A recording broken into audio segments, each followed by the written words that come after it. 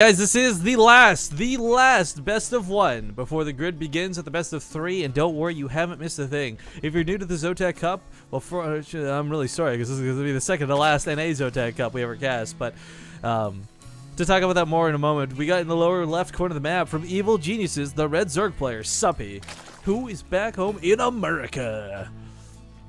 His opponent in the lower right from Team Gravity, a high grandmaster, it is the Blue Zerg player, Baldwin. Suppy, by the way, guys, is one of the few, and by few I mean one of two actual North Americans, like homegrown North Americans, to win a ZOTAC Cup. And looks like he's going to be going with a 10 pool here. Bit of a curious choice. His how do I phrase it? The cheese is strong with this one, if that's a good way to phrase it. That's how he did win his first ZOTAC Cup. Combination of spine crawlers and early pools.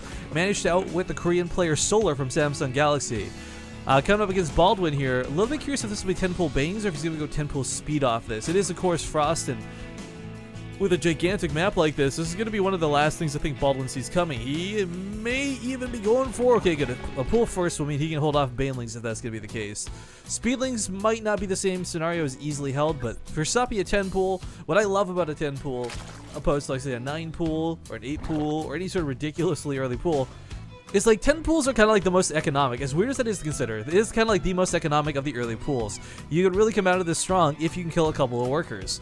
For Baldwin, though, he's got his extractor coming out really quick here. His lings are going to be delayed, and Suppy has to kind of take a bit of a risk here.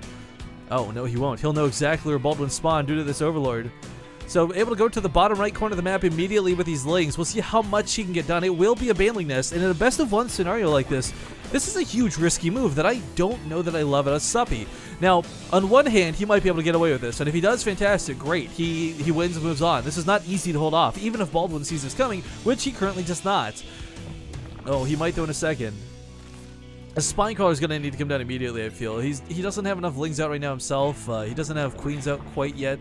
Dealing with this will not be fun, but it is doable. With proper reactions, not panicking, and enough micro, he can hold off the Banelings of Suppy.